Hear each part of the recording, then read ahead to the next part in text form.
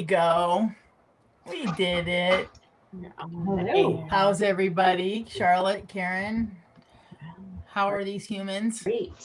It's been a week. It's been a crazy week. I don't know what's up with it, but I think maybe the big full strawberry moon that we had. I don't know if you guys had that gorgeous moon the other day, but I think it's like making everything wonky. I feel like all the crazies are out. It's just one of those. Yeah. It's a big part of it. Yes. And for me, it's literally the first. So on the first, I mean, I'm so grateful that my clients are looking at their schedule for the month. But I kid you not, either if it's a Monday or the first of the month, I get a ton of reschedules. So my head's a little spinning on all the, hey, again, I'm so glad that they're looking ahead at the month. Right. Yeah. All those fun things. And then, of course, we have people traveling already, right? So it's a lot. It feels like Friday. Yeah. Or maybe that's just wishful thinking. Yeah. Although I coach on Saturday, so it's okay. Are you still coaching on the 4th? No, I had to reschedule, and then you and I just didn't take it out of the calendar, but we're not coaching this weekend. So yeah, I think we're off this weekend anyway. Yeah. Well, yes. I think we're back-to-back Saturdays because of your travels. Because I'm traveling? That's not normal. Me travel? I don't know what you're talking about. Oh my gosh, go look in the mirror. Let's pull up your travel credit card. It was bad. Goodness gracious. Yeah, I think my points on my Marriott could get me a very wonderful trip. The problem is I don't have time to go take the trip. You will one day. You will one day. So what's crazy for you, Karyn? I think just trying to get everything done this week before the holiday, because 4th of July has become more of like a week holiday instead of a day, right? And I just, trying to catch up with everybody before they leave town. That's all. That's really about it. Yeah, for me, it's the 4th, and on the 5th is my kid's anniversary, but my daughter's mother-in-law is in town, so she'll do the babysitting this time, because the 5th is, typically I'll babysit on the 5th. And then the 7th is Stella's 5th birthday, so that's a lot, 3 days in a row. Yeah. That is a lot. It is a lot. So this leads into a coaching question. You can answer it or not answer it, because this isn't a coach time for us. How you can answer it for yourself, or when you're working with your agents, your lenders, or your realtors, right? How do you teach them, or how do you, either way, on a Monday, Sunday night, whatever day that is that you're planning your week? Because I'm going to sit here and safely assume that you two ladies plan your week and you teach your agents to plan your week. How do you determine, there's a huge hint, how do you determine what's the highest and best use of your time? Charlotte, you go first. So I have my team, when we're talking about setting up and scheduling their stuff, the reality is they're going to do the things that are work on the stuff, right? We've talked about this. They're going to work on. So when they are planning their week, I don't really worry about them planning the working on the business stuff. Like, they don't have to put on there that they're going to call their new leads back. It's the working on the business that I make them prioritize. So we just, as far as creating our calendar for the week, when I'm putting them in the chat on Monday and like, what are we focusing on this week? It is putting on the calendar stuff that gets pushed away, that is a top priority for them. Yeah. So in lending, we have fires so much. It's almost always that we're just reacting to fires, whether that be a real fire, just this is urgent, I've got to get on it really fast. Right. So it's really, that stuff is going to happen. That stuff you're going to work on. It's the, when do you put the stuff in and you schedule that in. So that's what they're actually scheduling and putting as a non-negotiable on their calendar. Yeah. Do you do the same thing? Yes, absolutely. Yeah. Absolutely. Karyn, how about you? Yeah, it's very similar. Although I don't have check-ins with the agents every single Monday, like what Charlotte's talking about, but a very similar situation when we do check in, to make sure that they're plugging those times in to get the business, working on the business, right? And usually it comes up for us when I'm seeing an agent who's kind of running around with their head cut off. Then I ask them, what have you been doing this week to work on your business? And then help them reset, and then leave them on their own for a while again. And then, it always comes up. It comes up for me still, even I've been doing this 20 years. It still comes up. So Yeah. it's an ongoing. Sure. There's no expectation in perfection. I mean, I've had weeks where I'm like, where did the week go? Kind of thing. Kind of like now with the video challenge. Typically, I'm done with my 3 videos by now, and I haven't done one yet. So it's actually in my calendar tomorrow, because if it's not in my calendar, I also sometimes just forget. Yeah. I'm like, oh, wait, I forgot, kind of thing. Yeah. I have to put things in the calendar. Even if it's like, call the doctor. I mean, everything, like I'll block off a block with my personal stuff to do's, because oh shoot, I didn't call the doctor today, or whatever call it is. Yeah. I think that's age for me. Well, I think, like we were talking about in the very beginning, with it being a crazy week, a short week, it's even more important, because I don't know about you guys, but other than fires, I won't be doing anything on Friday. In terms of any kind of proactive business, not because I'm taking the day off, but everybody is already checked out. So, right. But I'll be doing, working in my business on Friday. Sure. That's a great way to plan it. Also, there are other things you can do working on your business. Maybe it's writing a bunch of notes or something, right? Where you don't need to actually talk to somebody. However, I love that you plan the business stuff, on Friday. I mean, that's a great use of your time. Yeah. One of the things that I do for our team is we just, the Monday check-in is literally just a Teams message of how often do we set, even like we set monthly goals on our call, right? We have a monthly call for the whole team, and we're talking about like, what are the big rocks this month? And they'll hang up the call, and Karyn, you said it, you forget because it's not on your calendar. Maybe you said it, Tanya. When it's not on your calendar, you forget about it. Yep. So they'll be squirreled by the time we get off of our call. So on Monday, I'm like, all right, here's what you guys said. What are you doing this week to move that needle? Right. So yeah, we talk about this all the time. You set a goal, like I want to do 5 applications this week. Right. Well, then what are the action steps to get those 5 applications? Setting the goal is great. However, I want to see the action steps to do that. Yeah. So 2 questions that were asked of me today. So typically I get my content when, I find this questions tend to repeat itself. In the last few days, I've had a couple of the same questions. One is, how do I pick who gets my time? Like if I'm going to contact 15 people this week, what 15 people do I contact? So who gets my time this week? Which is a great question. Who gets my time? Is it an A+ clients? Is it the A clients? Is it the B clients? Is it the open house leads? Is it your anniversary calls, right? There's no right or wrong answer in any of the things I picked, other than we do need to pick. Again, that helps it get done. Yeah, it does.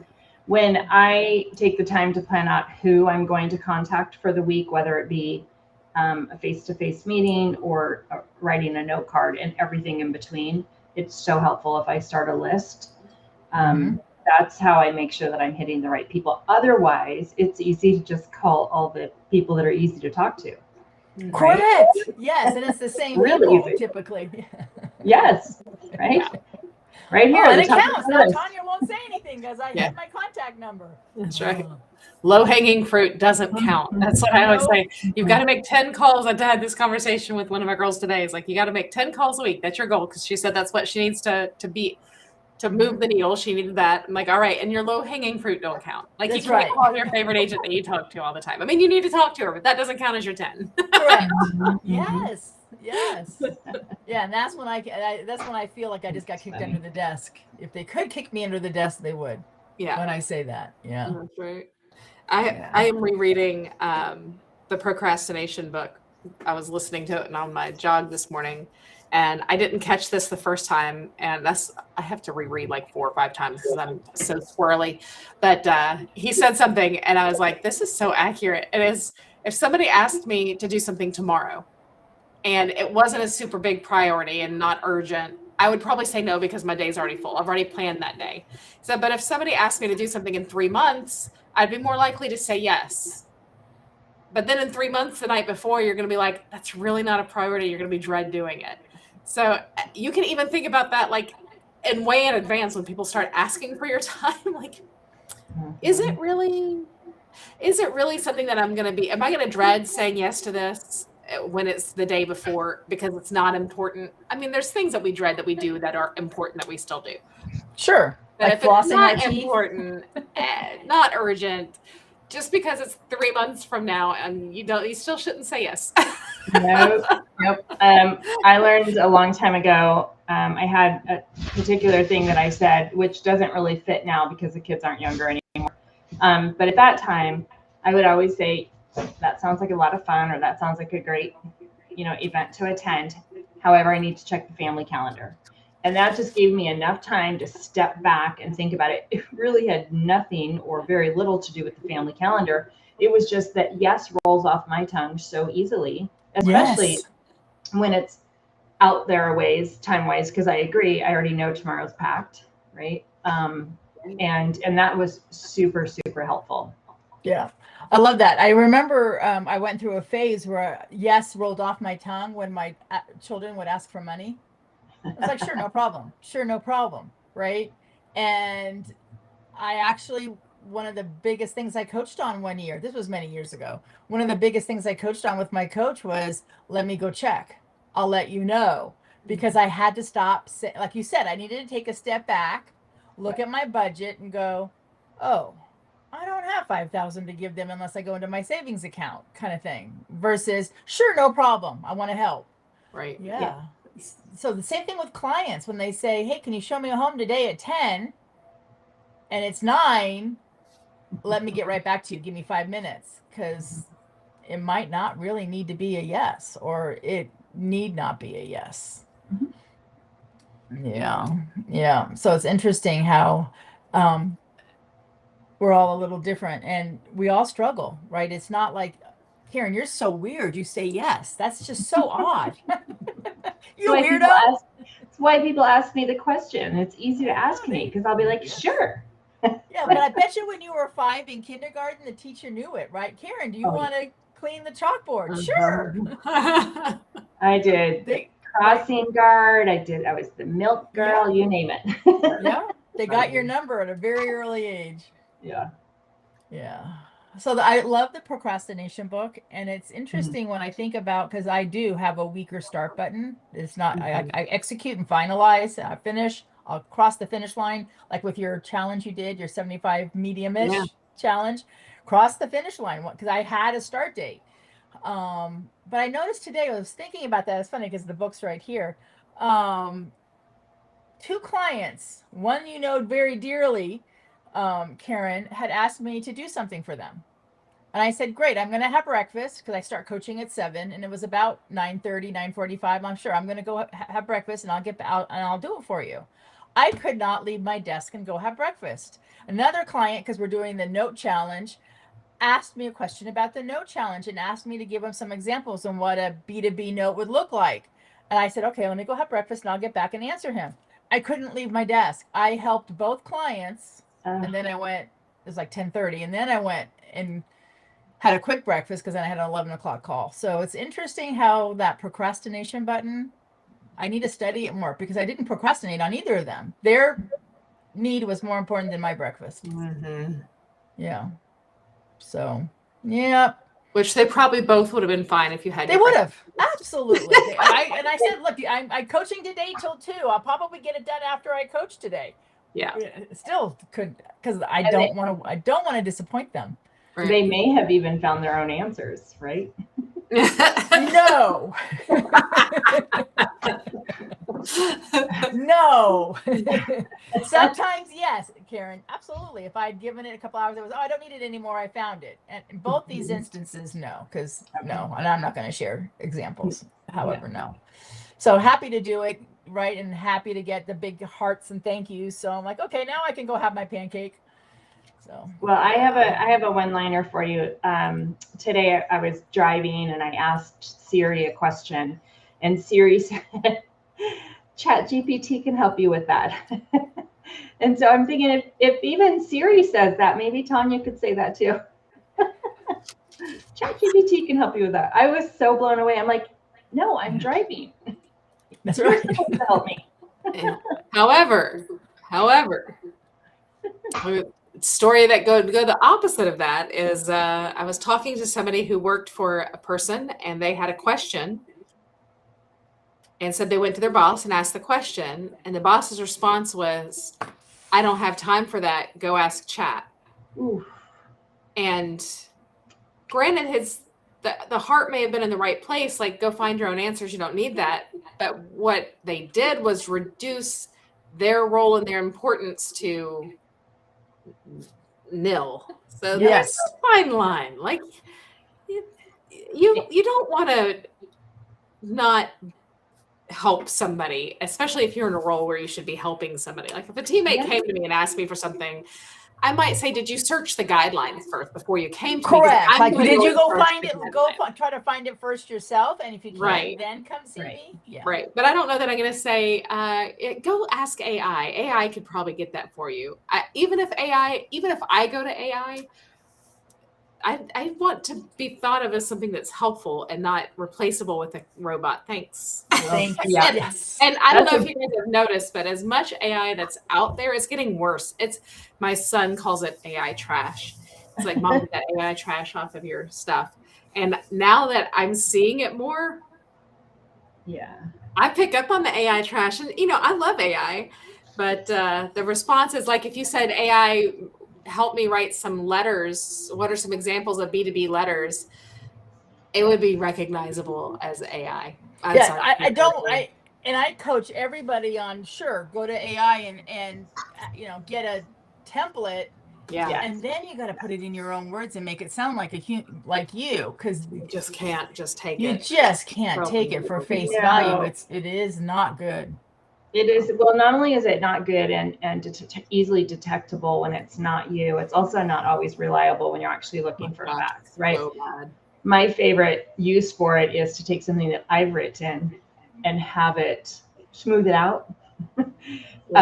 And I still take it back and take things out and change it because sometimes, well, not even sometimes, quite often it gets a little misdirected, or it'll throw things in there that didn't ask it. It wasn't part of it. Yeah. So no, I just did it today.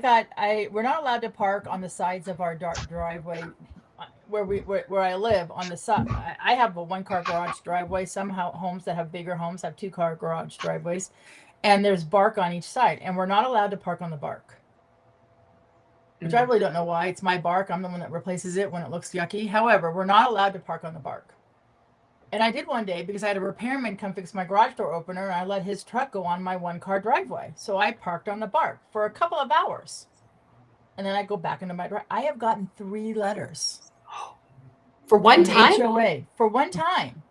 Well, no, I'm exaggerating. I got an email to like the entire community. Hey, friendly reminder, don't park on your bark. And then I got a direct email just to me. And then today I got a letter, which I know they probably have to follow up with the letter. But I'm like, this is ridiculous. It was one time.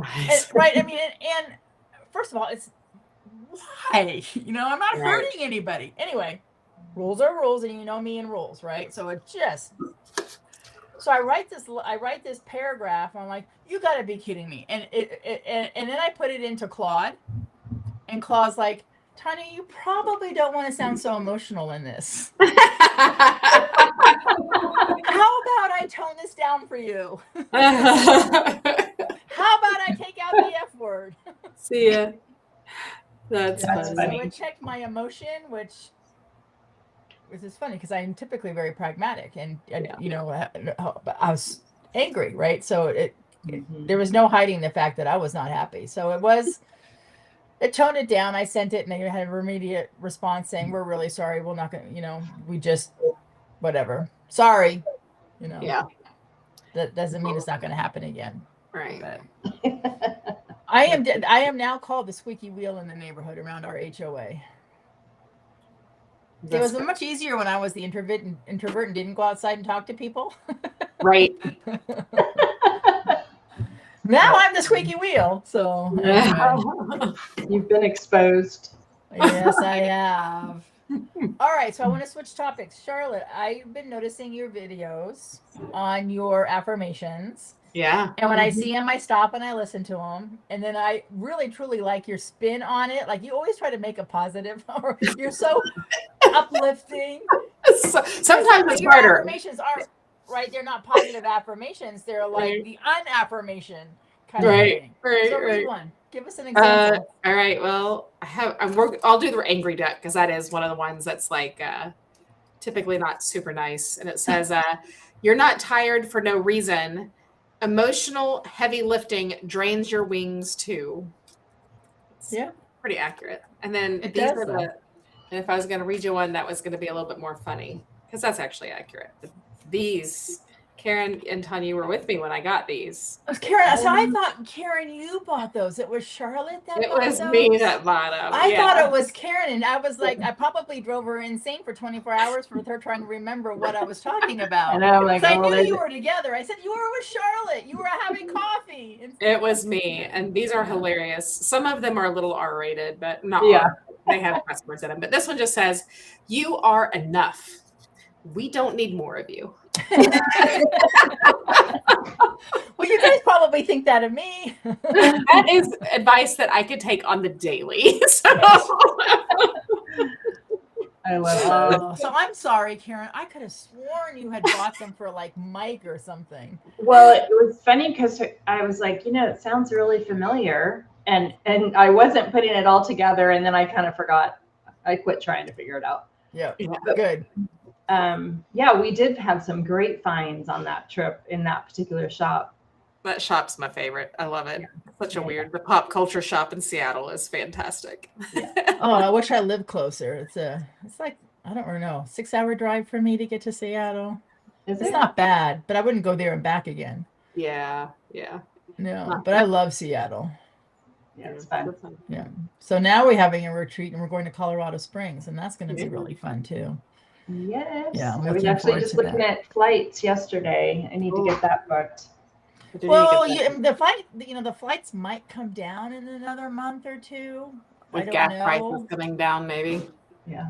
I know that my daughter wants to fly from Phoenix to here around Halloween, so I went and looked at the prices of tickets, and maybe I can help her a little bit. Typically, it's $250, $275. If you're really lucky, it's $225 to go from Oregon to Phoenix, because it's a direct flight. It's easy. It's 2 hours. The cheapest economy flight was $575. Yeah. I was going to say, it's about $450 to $500 for almost anything now. Yeah. It is. So I'm like, we have time.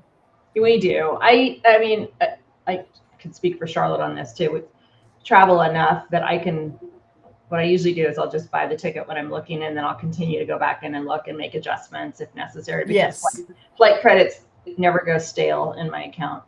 Yeah. Good plan. I like that idea. Might have them do that. Absolutely. All right. So what's good No, I don't want to ask that question. I'm going to do it in honor of your first affirmation, Charlotte. What brings you joy? Oh, what brings me joy? What will bring you joy this weekend?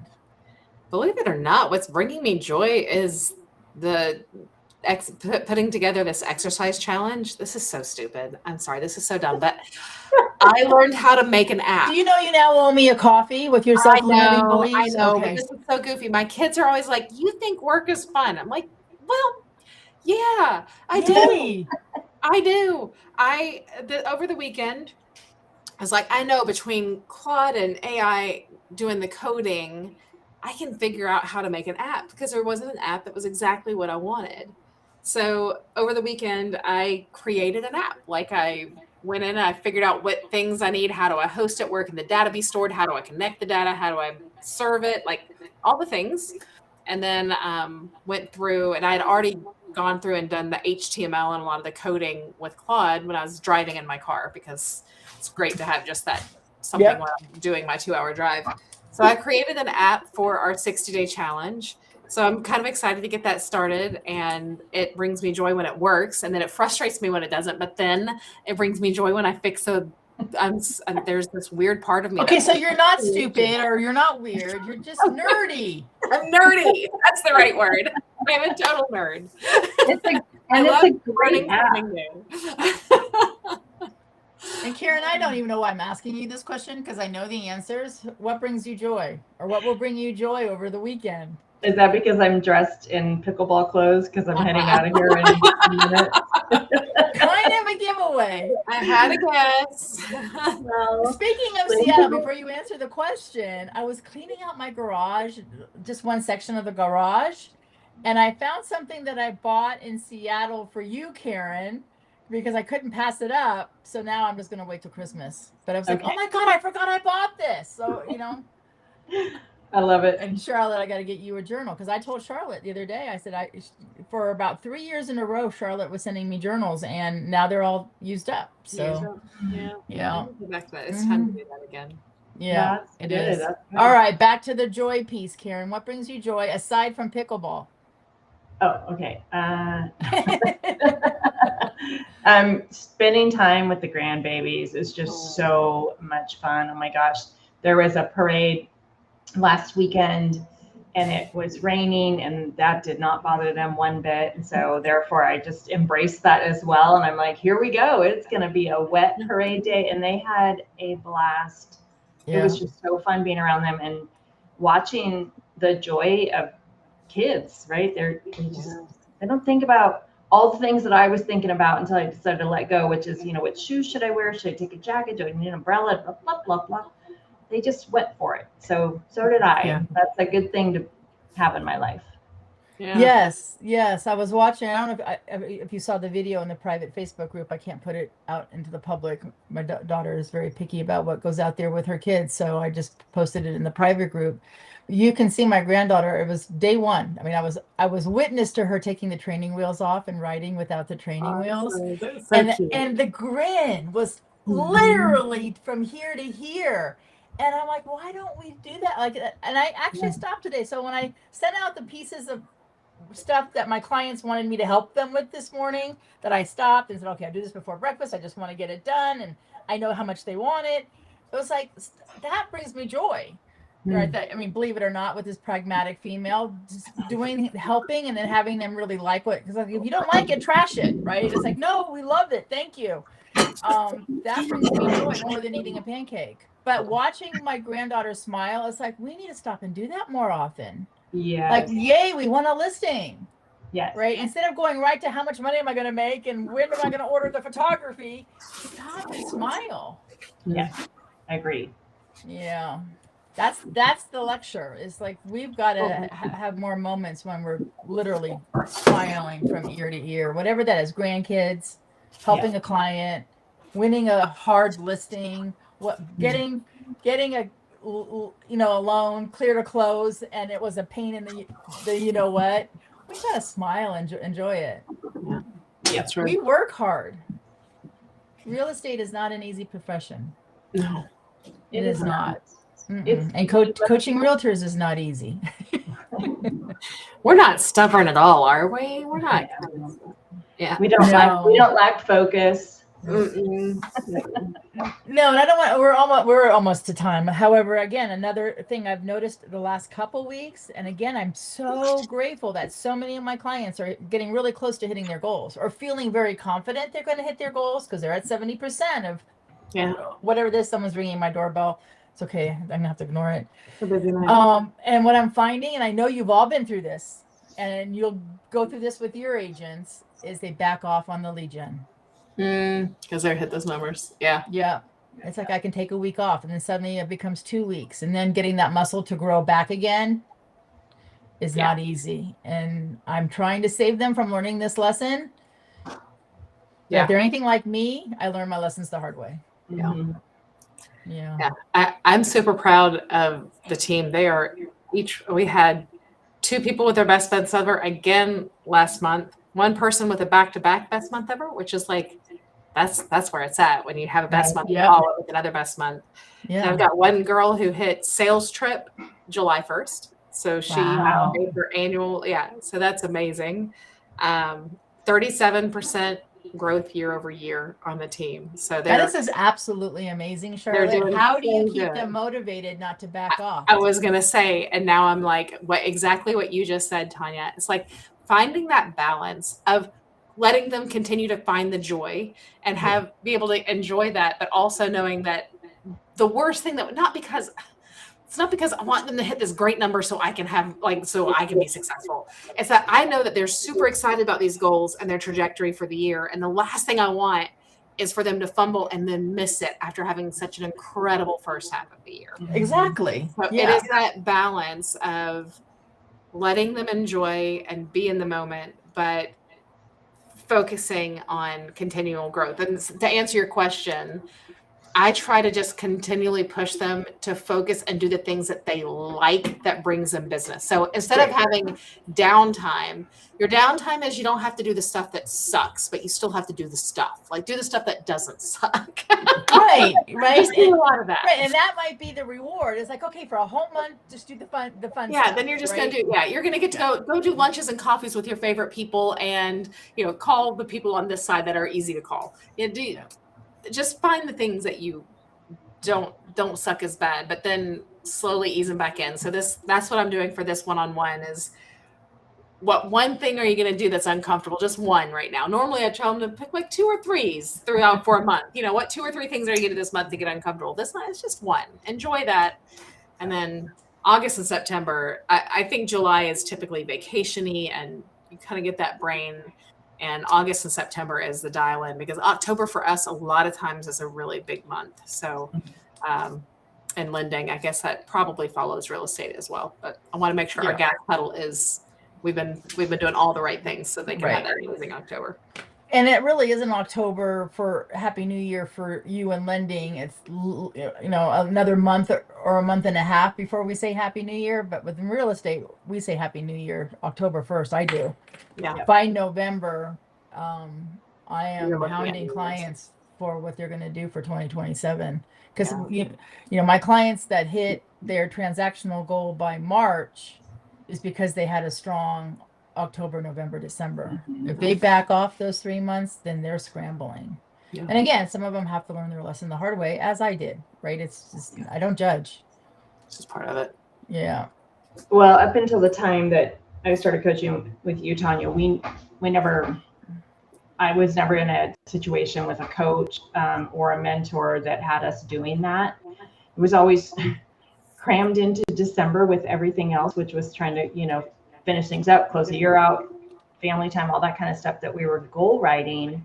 And so they never really had much validity until January because it was just sort of at a muddy time to be doing that sort of thing. And as you well know, January turns into April in no time. I know. Yes. In no time, right? So that whole cycle of Happy New Year on October 1st has been a game changer. Yeah. And I do the same thing. Yeah. Including the ability to actually enjoy the holiday time, right? There's always business to do at the same time. However, not having to do the proactive business necessarily and, working from a place of gratitude during that time fits in well with the holidays. Sure. Yeah. And if I have a client that's really slow in October or November, I'm like, and they're going to do 200 holiday cards in December. And if they don't have an assistant, we'll start them now. Yeah, go ahead and do them. You don't have to mail them, but start them. But again, being proactive, because then, the holidays, no matter, what religion you are or what you celebrate, regardless, it's busy. It's just with kids coming home, kids in plays and wanting to, going to see the lighting ceremonies. It's just busy. It's a lot of stuff. Yeah. So the proactivity and the consistency is key. All right. So I'm going to give you a heads up because we're way over for next time. Oh, Karyn, you're not going to be there next time. Charlotte, it's just you and I. So in 2 weeks, it'll be you and I. And if you want to bring somebody on, or I can ask if somebody wants to come on, maybe Phil will come back on. So I'm going to wait till the following because I want both of you answering this. Right now, I'm seeing a lot of agents getting recruited. And I know, Charlotte, you too. So lenders will get recruited to a different mortgage company. Realtors get recruited to another brokerage. And I've got quite a few in my docket right now. And so the question to think about is, what are the top reasons why they leave? Mm-hmm. I've already gotten their answers, but I want to hear your answers. Mm-hmm. That'll be And good. it is distracting, right? It is going to slow them down. So it has to, I want it to be, they have to convince me for me to sign off on it. So, because it is going to slow them down. Sure is. Yeah. Yeah. Yeah. And sometimes All right, ladies. that's okay. Yeah. All right. So great thoughts. Not next time, but the time after that. And Charlotte, I'll give you first choice if you want to invite somebody on, but let me know soon. Otherwise, I'll invite somebody. And Karyn, you're on vacation or something, right? So if that's what it is, go have a good time. Yeah, no, I was just thinking, I'm not on vacation. I'm at a training, and I think I'll be on Central Time Zone, so it might work out that I could pop in for a bit. Okay, so then you let me know, and then I'll update Charlotte. Okay, I will. Okay. Good night.